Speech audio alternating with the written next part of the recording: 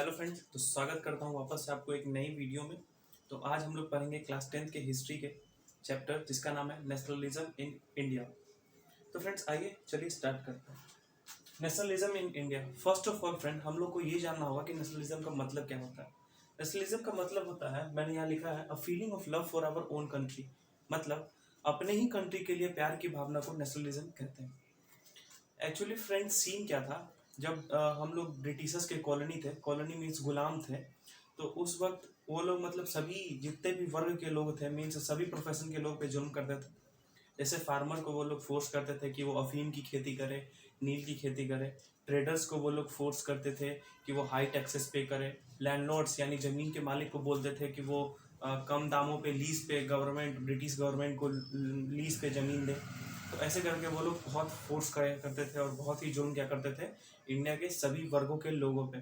तो एक्चुअली हुआ क्या फ्रेंड्स, अभी तो सब लोगों पे जुल्म कर रहे थे, तो यहाँ पे क्या ज़रूरी था, यहाँ पे लोगों का यूनाइट होके एक स्ट्रगल करना फ्रीडम के लिए वो ज़रूरी था।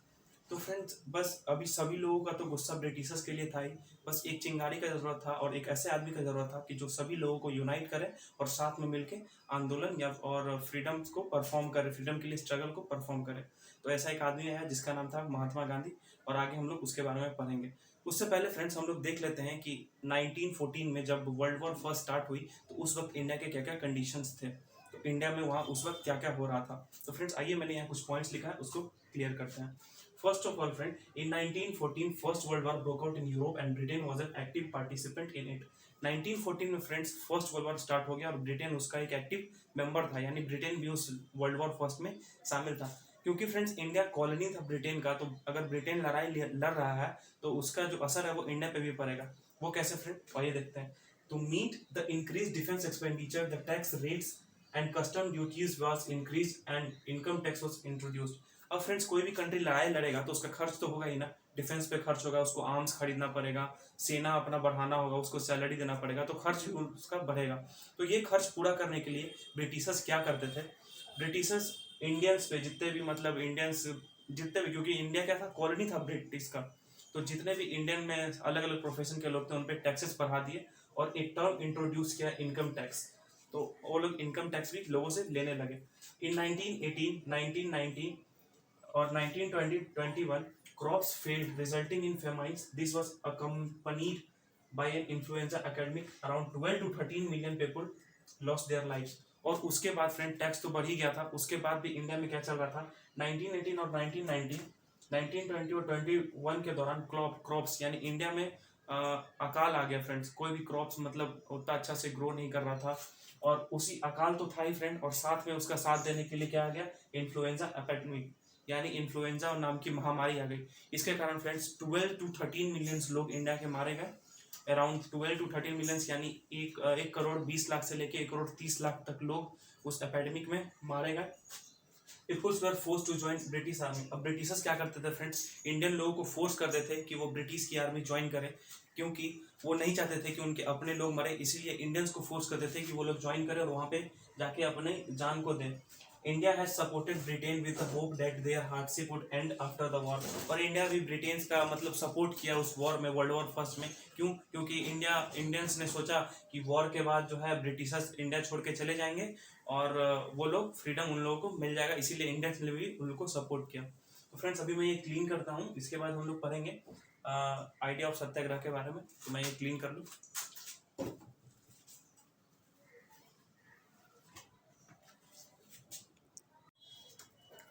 अब हम लोग देखते हैं फ्रेंड्स द आइडिया ऑफ सत्याग्रह के बारे में, यानी सत्याग्रह का आइडिया कहाँ से आया और सत्याग्रह है क्या। तो देखते हैं friends. Mahatma Gandhi return to India in January 1915 from South Africa and people of India got the leader that they wanted.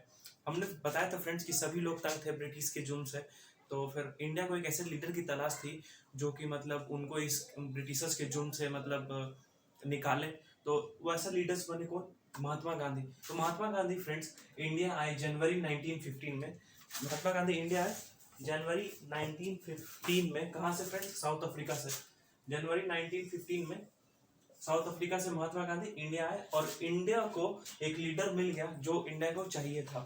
Second point है friend, he had introduced a noble method for fighting without violence called satyagraha. और वो जो थे south Africa में पहले ही एक ऐसा हथियार से लड़ चुके थे जिसका नाम था सत्याग्रह। मीन्स वो विदाउट नॉन वायलेंस, मतलब विदाउट वायलेंस के लड़ते थे, और विदाउट वायलेंस से लड़ के साउथ अफ्रीका में रेशियल डिस्क्रिमिनेशन, जो कलर का भेदभाव होता है, उसके खिलाफ फाइट करके आए थे। तो उनका मोटिवेशन काफी हाई था, और सत्याग्रह को वो मतलब पहले भी परफॉर्म करके साउथ अफ्रीका में आए थे। तो उन्होंने एक मेथड इंट्रोड्यूस किया सत्याग्रह, जिससे वो आगे फाइट करने वाले थे ब्रिटिशर्स थे। तो देखते हैं फ्रेंड सत्याग्रह है क्या। Satyagraha this movement emphasis the power of truth and need to seek for truth. इस मूवमेंट में फ्रेंड मतलब पावर ऑफ ट्रूथ मीन्स सच्चाई की ताकत को दिखाया गया है ना, और हमें बोला गया है कि सच्चाई के लिए हमें हमेशा सर्च करना चाहिए, सच्चाई के राह पे हमेशा चलना चाहिए। अकॉर्डिंग टू इट, इस सत्याग्रह के अनुसार friend, if the cause was true and the struggle was against injustice, then no physical force was required to fight the oppressor. A satyagrahi could win the battle through non-violence. इसके according friend, अगर हमारा कारण सही है और हमारा लड़ाई injustice यानी इनजस्टिस के खिलाफ है, यानी क्या इनजस्टिस को आप लोग कैसे समझ सकते हैं, जैसे मतलब कोई भी गलत काम के खिलाफ है हमारा लड़ाई, तो हमें कोई भी जो है फिजिकल फोर्स का जरूरत नहीं है। एक जो सत्याग्रही, एक जो सच्चा सत्याग्रही होगा, विदाउट फिजिकल फोर्स और विदाउट वायलेंस को उस लड़ाई को जीत सकता है, ऐसा गांधी जी का कहना था, और इसीलिए उन्होंने सत्याग्रह को इंट्रोड्यूस किया था। अब देखिए फ्रेंड, सत्याग्रह को इंट्रोड्यूस करने पे भी उनका एक बहुत बड़ा कारण था। उनका मानना था फ्रेंड, ही बिलीव दैट धर्म of non violence could unite all Indians. उनका मानना था कि नॉन वायलेंस पूरे जितने भी इंडियंस हैं उनको यूनाइट कर सकता है, क्योंकि फ्रेंड अगर वायलेंस होगा तो उनमें लोग मरेंगे, और लोग इंडियंस भी मरेंगे फ्रेंड। अगर इंडियन मरेंगे तो कोई अपने घर के लोगों को नहीं जाना चाहेगा, कोई अपने घर के लोगों को नहीं भेजेगा कि जाओ तुम फ्रीडम के खिलाफ लड़ो। तो इसलिए गांधी जी चाहते थे फ्रेंड कि विदाउट वायलेंस, नॉन वायलेंस के थ्रू मतलब हम लोग फ्रीडम के लिए लड़े, और इसीलिए उन्होंने सत्याग्रह नाम का टर्म को इंट्रोड्यूस किया था फ्रेंड। अब देखते हैं फ्रेंड, उन्होंने बहुत अच्छे से ऑर्गेनाइज भी किया इस टर्म को, और कुछ जगह उन्होंने परफॉर्म भी किया सत्याग्रह को। वो 3 जगह थे फ्रेंड जहां उन्होंने परफॉर्म किया। पहला है friend, in 1916 he initiated a movement in Champaran in Bihar against the oppressive indigo plantation system. 1916 friend 1916 में उन्होंने एक मूवमेंट चंपारण बिहार में स्टार्ट किया, ठीक है, सत्याग्रह के नाम से, और जिसमें फ्रेंड उन्हें oppressive Indigo plantation system means अंग्रेज बोला करते थे जबरदस्ती बिहार में चंपारण जिले के लोगों को कि आप जो है नील की खेती करिए, और किसान लोग नील की खेती नहीं करना चाहते थे, क्योंकि अगर वो नील की खेती करेंगे तो उनका जमीन बंजर हो जाता था, उनका जमीन बंजर बन जाता था और उनमें अच्छे उपज नहीं हो पाते थे, इसीलिए वो लोग खेती नहीं करना चाहते थे। लेकिन ब्रिटिशर्स उनको जबरदस्ती फोर्स करते थे कि आप खेती करें नील का। तो इसीलिए फ्रेंड उनको सपोर्ट करने के लिए गांधी जी ने 1916 में ऑर्गेनाइज किया, चंपारण में बिहार में पहला सत्याग्रह ऑर्गेनाइज किया। अब देखते हैं friend, in 1917 he organise a satyagraha to support the peasants of Kheda district of Gujarat. और 1917 में जो है उन्होंने गुजरात के खेदा डिस्ट्रिक्ट में सत्याग्रह टर्म को इंट्रोड्यूस किया और वहां परफॉर्म किया। वो फ्रेंड इसलिए किया क्योंकि वहाँ के जो पीजेंट्स थे, जो किसान थे, उनको फोर्स किया जाता था कि वो हाई टैक्सेस पे करें, जबकि फ्रेंड उनका क्रॉप उस साल फेल हो गया था, यानी उनका जितना भी उनके लोकल्स में अकाल आ गया था और उनका उपज उतना अच्छा नहीं हुआ था, तो वो उतना टैक्स देने के काबिल नहीं थे।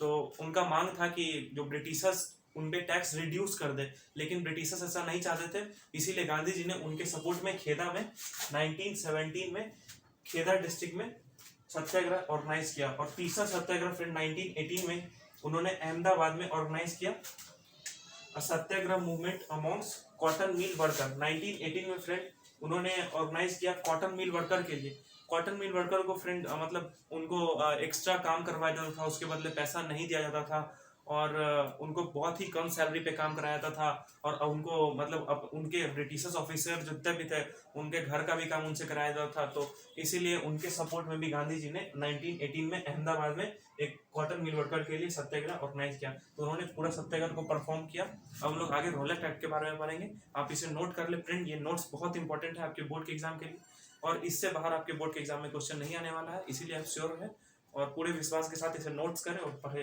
घर पर। आप इसे नोट करें।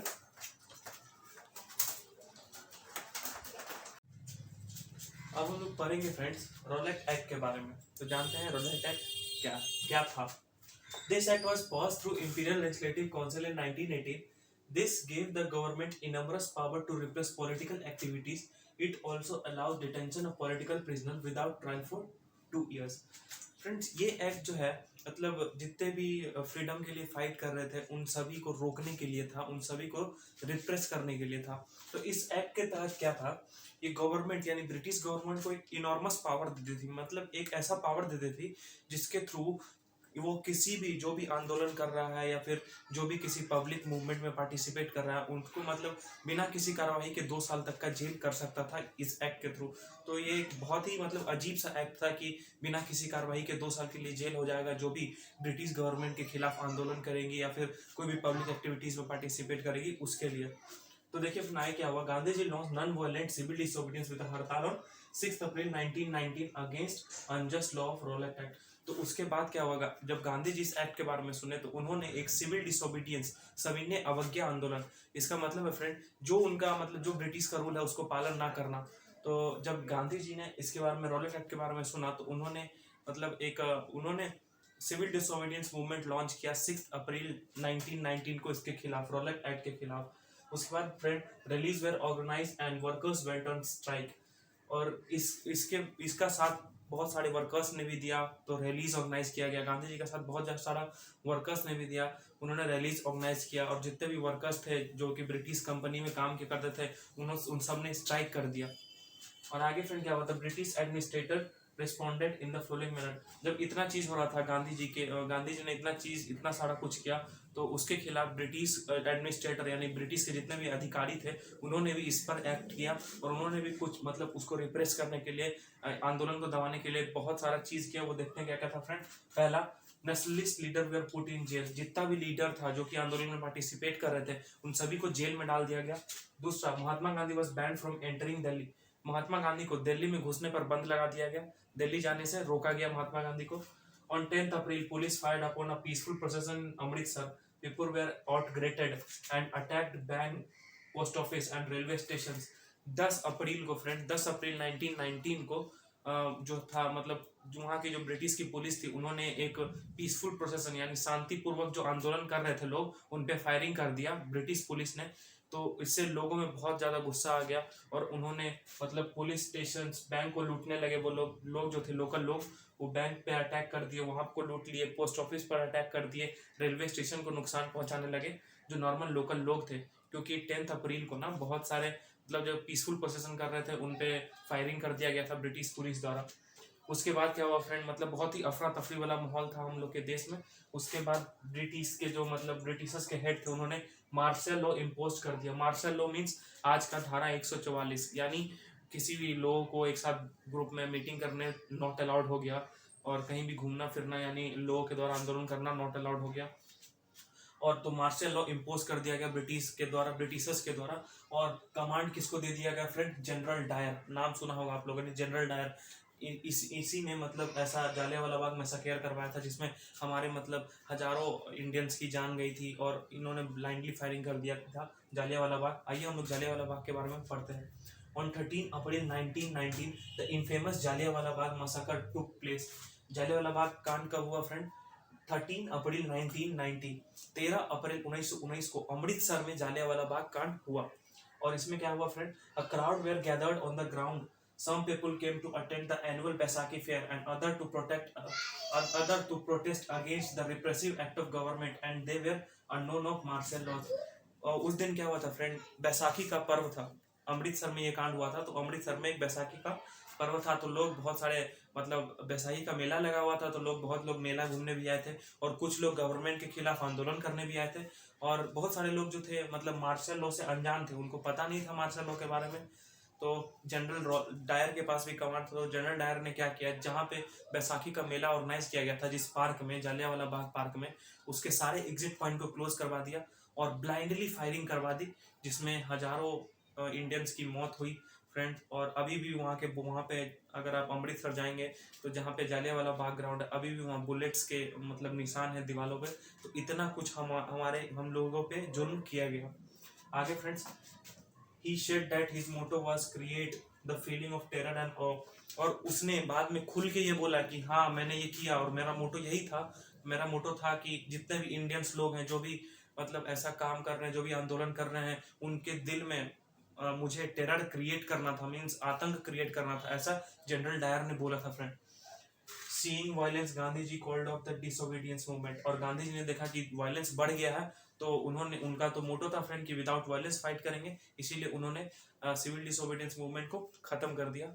इतना ही नहीं फ्रेंड्स, मतलब इसके बाद जब जालियांवाला बाग कांड खत्म हुआ तो उसके बाद भी इंडियंस पे बहुत सारे अत्याचार किए गए, जो कि एनसीईआरटी बुक आप रीड करेंगे तो उसमें लिखा हुआ है, उसमें ये लिखा हुआ है फ्रेंड कि people were forced to do salaams to all sahibs, यानी जितने भी ब्रिटिश के बड़े बड़े ऑफिसर थे, जितने भी सिपाही थे, सभी को जो था सलाम करने बोला गया था। जितने भी इंडियन थे सभी को फोर्स किया गया था कि आप जब भी ब्रिटिश ऑफिसर को देखें तो आप सलाम करें। People were also force to rub their nose on the ground, जो भी आंदोलनकारी थे, जो भी आंदोलन किए थे ब्रिटिश के खिलाफ, उन सभी को फोर्स किया गया था फ्रेंड कि अपने नाक को जमीन पर रगड़ो। और भी फ्रेंड बहुत सारा ऐसा रिप्रेसिव मेजर्स था जो ब्रिटिशर्स द्वारा किया गया था। तो फ्रेंड्स अभी हमारा जालियांवाला बाग मैसेकर कंप्लीट हो चुका है। अब हम आगे आगे चलेंगे, पहले आप इससे नोट कर लीजिए और मैं इसे मिटा देता हूँ, तो प्लीज नोट कर लीजिए।